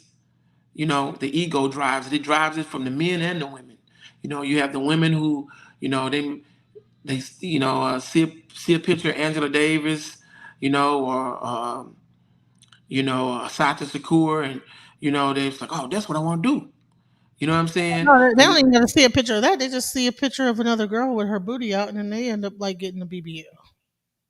Well, yeah, but I'm saying It's from a kind, it's monkey see, monkey do on the internet. Everybody, yeah, wait, but when you could be a target, you can't be a target for getting a BBL. I mean, you know what I'm saying? You get a yeah, you target. can. You sure as hell can. You're not, the FBI is not going to be after you to try to kill you because, think about this other brother by the name of Master J. A good example. What if Master J did what he was trying to do clandestine, real discreet? Think about it. Think about if this guy, Huh, instead of, Jam Master Jay when he got killed. you know who I'm talking about? No, okay. You don't know who I'm talking about. No, I don't I'm know talking who. about the NFC guy. No, I don't know who. The NFC guy. He was the guy who they was dressed in all black and they were marching. They had all rifles. They had a lot of your militia groups, black militia groups, was meeting up to Stone Mountain, and they were doing all this stuff. If you make yourself a target, then Oh yeah, during the whole thing when they was actually protesting, and so he was like, yeah. and they dismantled that so quick. It was like, yeah, it was crazy. And they was look what they was able to get the head. They was able to get the head, and guess what? Now everybody going back to whatever the fuck they was doing before. You know what I'm saying? Same thing, same situation. With the brother in with the situation that happened in Dallas. Same situation. You know what I'm saying? Um, so So when we get back into mental health, though, so all this stuff, like really, what this conversation was really about, and what it's really about is like mental health, right? So all these things, right, affect our community in an adverse way, right? Because these okay. people get out at some point, right? They have Oh, to oh, get out. okay. They have to like be in society, and so hmm what do you feel the Okay. impact So of think about this. Like we were talking about mental health earlier today, and I was telling you, I was like, why do people forgot that there was a crack epidemic? There was a crack epidemic that went through this country that tore communities up. They even tore infrastructures up. You from Detroit, I know you know. You understand what I'm saying? I Yeah, mean, all over. So if there was I remember when there used to be winos on the corner. There's no more winos no more. They're crackheads. Remember there used to so be so winos? so so if you have crackheads and it was a pandemic of addicts, what do you think happened to those people? What do you think happened to the women? Some of these women had babies, right? You remember? You remember they talked about crack babies? Yeah, yeah. Okay, so what do you think happened to them? Some of these people have, they have mental dysfunctions. Okay, even during the crack era, when you had the gang epidemic, when there was a real serious epidemic, what do you think happens to a person who kidnaps somebody, takes the body and put it in the trunk, and then take it out in the woods and bury it or burn up a whole family Right, and don't get caught though. and don't get caught? And Let that was alone a lot of the women were doing that. They were like actually setting people up and doing all type of yeah, crazy yeah. stuff. Okay. Talk Jack about boys. that. Let's talk about that. The women, some of your pretty women, some of your mothers, they're mothers and grandmothers now, and they living with. Oh, I met this guy. I was going with this dope dealer, and he wanted me to set this other guy up at the hotel, and all my job was to go to the hotel and leave the door open. And once they came in, I left. They gave me $10,000, and they killed him. cut his dick off and put it in his mouth. What do you think? We just forget like what happened yesterday. What and then think about the prisoners. Okay, let's even let me bring it more. I don't want to talk about so much prison. Let's talk about the women who've been molested. They've been molested. They were molested by an uncle or a grandfather every Thanksgiving, Christmas, when the family's in the front room playing dominoes, and then the drunk uncle go in the back room and he molests the 6-year-old girl, and he's been doing it for 6, 7 years. Right. And we wonder why, somebody, you know, uh, uh, have these outbursts, like some of the people that we know. You say, oh, she's crazy. Yeah, she might be crazy, but there's a reason. There's something behind it. And I hate to bring her name up, but I'm gonna say this is that I've heard stories even from Jaguar, right? Hmm. And when I hear about the stories that have come up in her life, right, I think about these things, when she talks about when she was younger and I'm not sure how much of these stories are true, right? But she talks about stories where she was there when somebody did this and did that. Now, I'm not sure, but it's the bottom line is that this is during that time frame. And so I don't think it's far fetched to think she might have been There are there are so many women that live a regular life, doctors, lawyers, that was molested and raped. You know what I mean? And women that was raped in college. You know what I mean? The AKAs and Deltas been raped that don't talk about it. How many accused and raped? Not just accused, but a part of the initiation ritual. well, I don't know any thing about that. I'm talking about rape. I ain't talking about the initiation ritual, because I'm talking about, and then if that's the case, then they were willing participants to be a part of something. I'm talking about the girl who liked the guy, right? She came over to the guy's apartment. This happened everywhere. Howard, Morehouse, Clark. She liked the guy. She went to his apartment. She had sex with him, and 3 guys come out the closet. She Yeah, that didn't. was that was happening. I remember like stories like that. Listen, we are people that we forget so fast. We get on the blue app, and you hear them judging other people, and you be like, wow, that happened to you. I know that happened to you. Like, it's so much dealing with mental health. I've actually had that happen to me before. I've Lis- actually been with a guy, and then all of a sudden, I guess they thought I was drunk, and then next thing you know, like I'm with this guy, and all of a sudden I feel like extra hands touching my legs. I'm like, what the fuck is going on? And I see But some like, but some people that traumatizes some people, and they take it the rest of when they in relationships, it play a part in the relationship. See, this is like regular life. I'm not talking prison, where niggas coming home from prison and a motherfucker threw shit in their face. I've seen several officers quit their job because somebody threw shit in their face, like from here to where I'm at, bam, and they just quit the job. right, and So imagine, imagine being a prisoner where you didn't got some shit thrown on you, some hot shit, or whatever. It's beyond being sexually abused. That's television. Nobody gets sexually abused in prison anymore. They got too many people that's just freaked out the game to where it's whatever. That doesn't happen. hell, you don't have to sexually abuse them because they come in gay anyway. So Yeah, yeah, yeah. So, but when we talking about, you know, traumatized, do you know how many people out of the projects and seen a kid? Think about it. Maybe a 10-year-old kid that's seen somebody get smoked, get killed in the projects, or they come outside on a Saturday to play, and Friday night somebody got killed in the corridor, and then the kid coming out instead of going to watching cartoons, go out and see a dead body. Think about it. People just it's something about black people. It's certain shit it's certain shit we want to forget. We're good at that. We're really, really good at that. You know what I'm saying? We remember what we want to remember, but at the end of the day, what I'm saying is that people are traumatized. Most people have post-traumatic stress. If you would If you were a person who was doing drive-bys, most likely you got post-traumatic stress. Because if you could be in the military and you could do a drive-by in the military and be post-traumatic stress, then most likely in society it's the same way. But who cares? You know.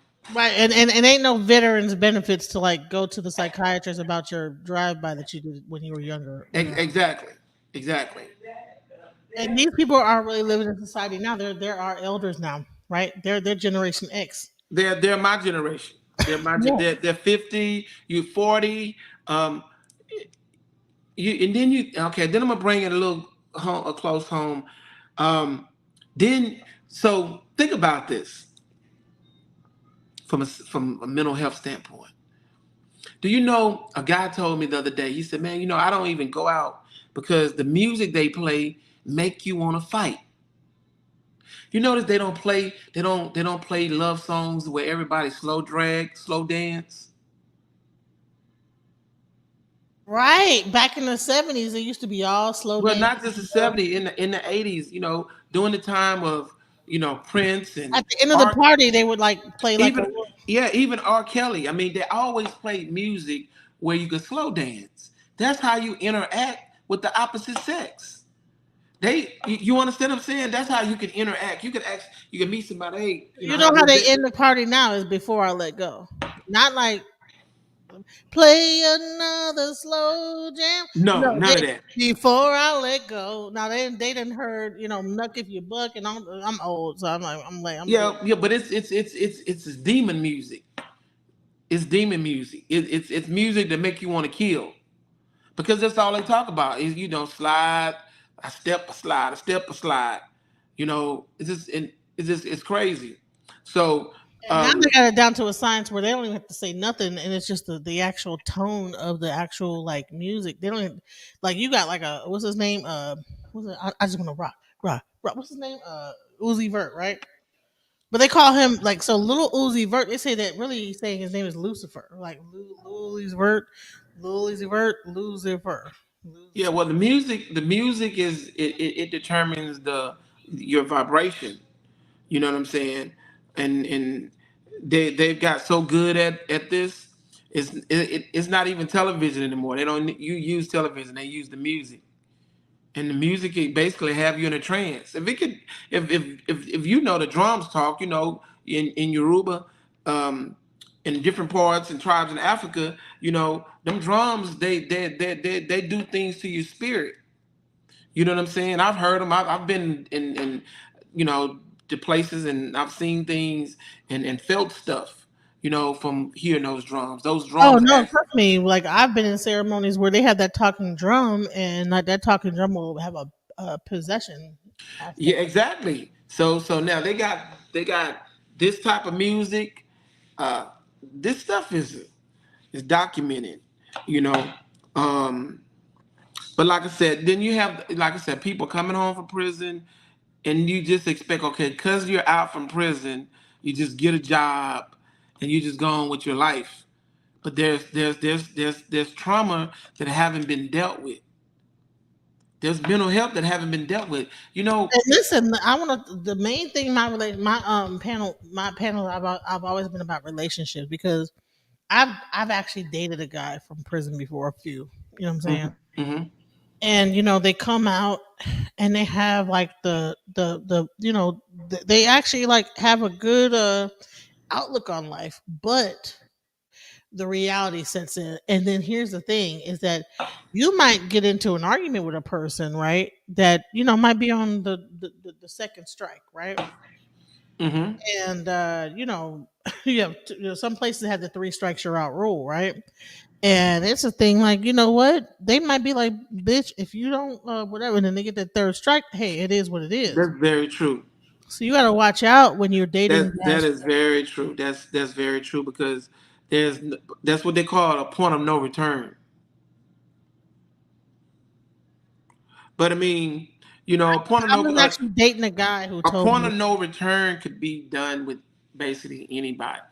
It could be somebody who's never been to prison, and there's an argument, and you about to get ready to call the police on them, and they panic. And when they panic, they're not responsible.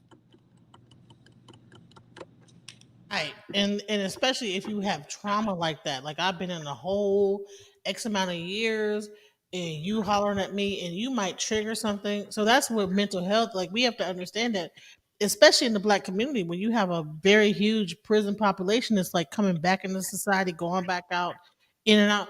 Cause it's and then you have like then you now you have like this red pill, blue pill thing, right? Where you Hmm. have women say, okay, men only are incapable of love, right? But you're also dealing with people that have been in the prison system that I mean, that's how I feel. Like you get like a lot of people that have been traumatized that way, right? They might have been in for 5 or 10 years. You don't know how much time they spent in the hole, and they're coming out, and you get into it with them, and they might just be ready to snap. You know what I'm saying? Well, yeah, I agree. But think about this. Let's take prison out the equation. If you meet somebody, I've met women who had daddy issues. That daddy left and never came back, and because of that, that triggers so much in how they see the man that they're dating. Like, you're gonna leave. You're never gonna. You're not gonna really love me. You understand what I'm saying? There are so many different things that trigger people. There's just so many different things that people have been traumatized about. Somebody died in the family, but some more serious is like rape, being molested. Um, a lot of women, unfortunately, a lot of black women have been molested or raped. You know what I'm saying? So. Um, they kind of come in a relationship with a band-aid, right? And men, the same way, men have done fucked up shit as well, to where as they come in a relationship, you meet their representative. You meet the person that the good guy. You meet the yoga guy. You know what I'm saying? They're like, I like to read books. Like, yeah, we could go to Barnes and Noble, right? Right? So then, you know, you on the phone or you texting somebody and like, damn, who you texting? What the hell you doing? You know what I'm saying? Because they've been through abandonment issues. Right, right. You understand what I'm saying? So it works both ways, men and women. It's like, you know, who can really be loved at this point? You know what I'm saying? Um, we'll talk about that some other time. I love relationship. That's one of the things I studied while in prison. Uh, Black relationships and the dynamics of black relationships and being transparent. But yeah. So when you got out of prison, you found solitude in the swingers movement. So what made you feel like that was like the best way to go versus like being Okay, so when I came home, I don't know if you remember her, but I met this Italian. Um, she was a fashion designer. You remember her? The fashion designer? no, I But don't remember. anyway. So she introduced me to. She was like, she was at my apartment or whatever, and Oh yeah, I do remember her. I yeah, with the spoke to her. mohawk. She had the Yeah, mohawk. I Yeah, spoke to her. Yeah. yeah. What basically she introduced me to the swinger lifestyle, the swinger culture, and one of the main things that caught me and that sold me was you ain't gotta lie. You ain't gotta you have to be transparent because when you're transparent, well, my phone's about to die. But when you're transparent, um, you're not being deceitful. It is what it is, Plug it in. Plug it and in. a person accepts you more when you're transparent and you tell what it is. And when I came home, and I have no space for jealousy because she's told me, hey, this guy right here, he wants to have sex with me, you know, um, is it okay? And in my mind, I'm looking at her like, well, because you asked me, that means that's something that you really want to do. So now I'm coming out of prison. I'm like, man, don't nobody want no damn warden over them. Don't nobody want no police state over them. Like, if she come and ask me and say, hey, he wants to do this, is it okay with you? Because if it's something that you don't want to do, you wouldn't even have to come and ask me, right? Right, correct. Okay, so, and I'm like, okay, damn. All I have to say is, yeah. And then there's somebody with the same situation with me, I don't have to lie.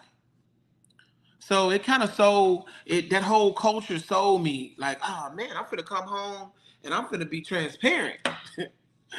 Yeah, I'm gonna be transparent. So is that why you prefer that lifestyle over like just regular dating? Yeah, because everybody's lying. Everybody else is lying. Um, everybody's lying. Everybody's lying. From the married man, you know. Man, that's a whole nother can of worms. I mean, But what about polygamy? What's the difference between like the swinger well, life? I mean, polygamy is there's a need for polygamy.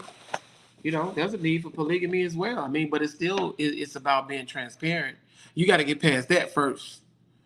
You gotta get past. You know, everybody believe that. Oh, I'm enough for you.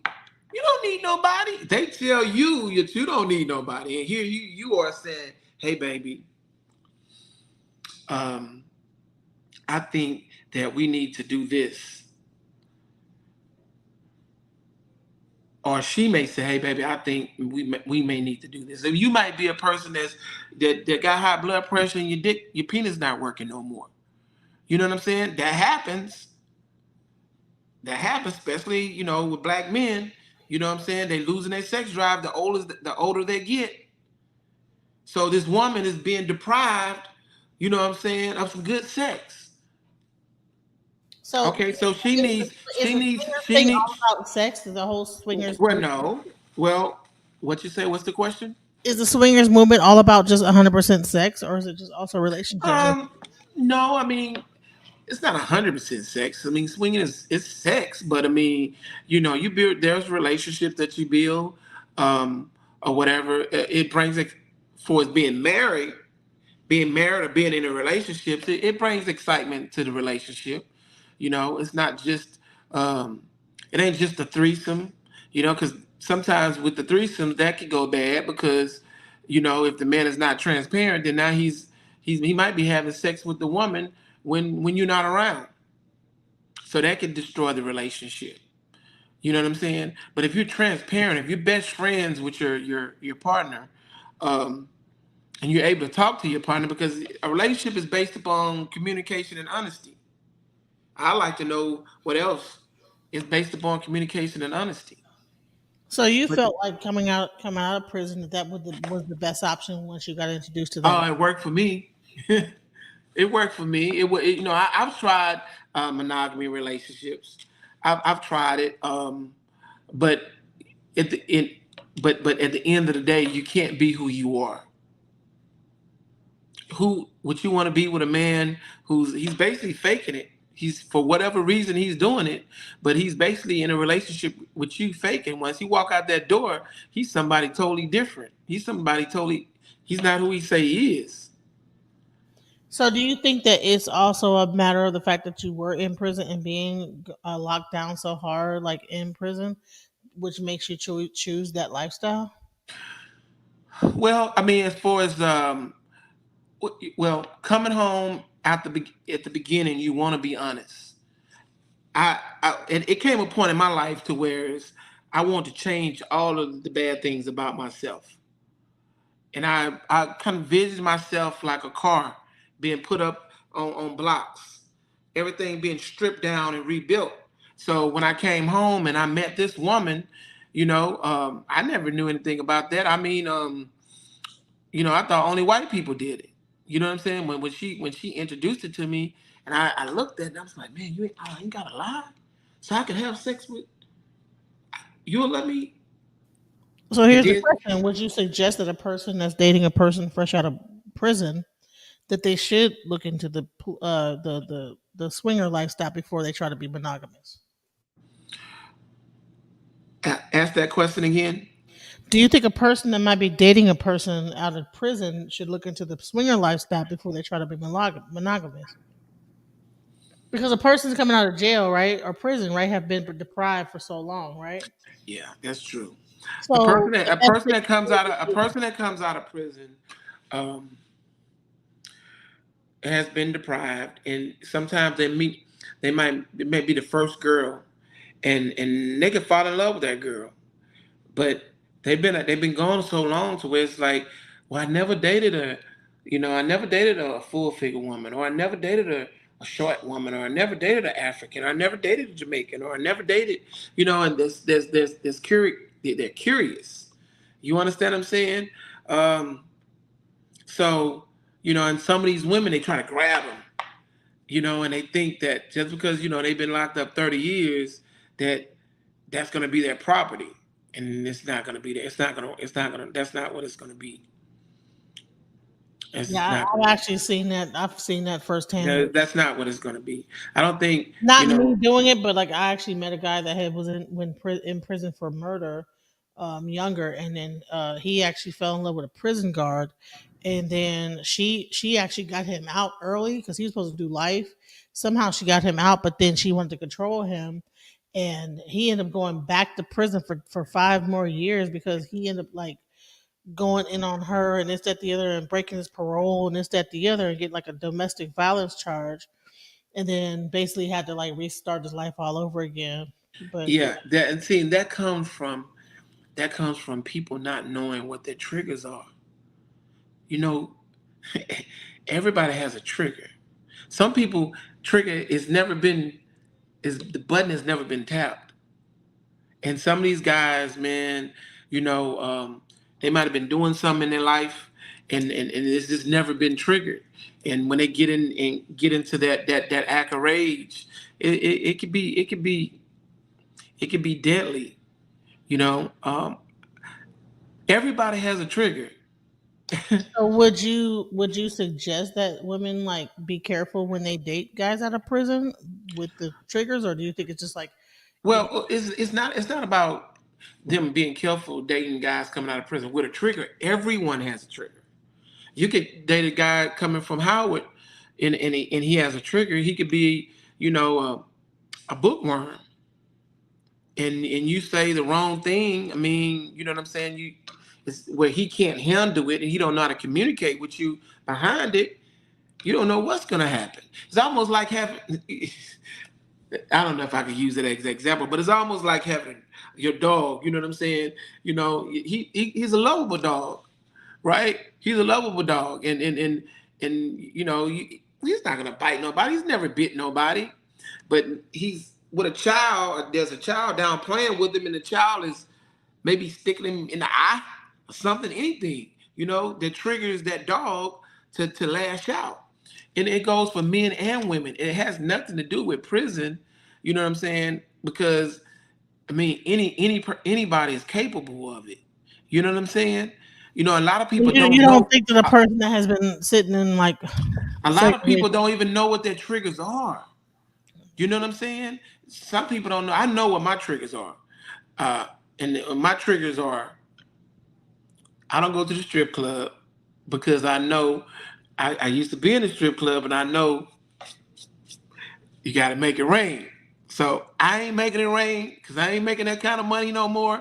And I don't plan on going back the other way. So I don't go to the strip clubs, right? That's a trigger for me. You know what I'm saying? I don't carry guns. Why? Because let's say I'm driving down the street and a redneck spits on my car, calls me a nigger and spits on my car. If I have a gun, most likely I'm going to use it. Right. If I don't have a gun, then I could just cuss them out, bam, everybody leave, go home. And you understand what I'm saying? Right. So I know my triggers. Um, One of my biggest triggers, I don't argue with homosexuals. Nope. Don't argue with a homosexual. You can't win an argument with a homosexual, right? You just can't do it. So I'm not arguing with a homosexual. You got it. You got to learn these type of things because if you don't, then and you do it, it could be detrimental to your life and somebody else's life. Right, right. I say. You So I know? know you said that your phone is about to die, but I want to Yeah, my phone's about to die. I want to find out some final thoughts of you about everything that we've been talking about here. I know we talked about mental health, we talked about your upbringing. I want to bring you back on to really discuss relationships and things like that. But Mhm. I wanted to like introduce my audience to you first before I like do that. But I want to find out what your final thoughts are before your phone dies. Final thoughts about what? Just everything that we talked about here. What would you say Well, that I around just think that I think mental health is the elephant in the room. When it comes to us, interacting with each other. Um, Even if you're a mother and you have a son and they do things and they don't know why they're doing them, these are things that we have to deal with. We can't let it spark out of control to, say, oh, he just spoiled. Next thing you know, he didn't call you a bitch in your house. It's just so many different things. Um, um, is real quick, Regina Gold asked, is swinging different than polyamorous or the same? yes, totally different. Yes. What's the difference? When we come back, maybe because my phone, I don't even see the red light, so it's going to be going off. But it's a huge difference. We're gonna You bring know, you on and have that discussion and talk about that. yes, because in polyamorous, that's not a relationship, and swinging is not a relationship. Swinging is something your partners do with other partners to have fun. When you're talking in a poly relationship, that's being in a relationship with someone, and you have a contract on, you know, y'all have an agreement on how y'all move in that particular relationship, in that open relationship. Okay. Well, I just want to thank everybody for coming here. I know that Eric, Baba Shaka is. Thank you so much for being a part of my panel. Thank you for answering the questions. We have heard so much, like some interesting things that we never even knew before. And I want to thank you for being a part of this. I want to thank everybody that was in the chat room and asking questions. And we're gonna bring you back again, and we can talk about relationships even more. So thank you so much. Most definitely. Thank you. Alafia. Lafayette.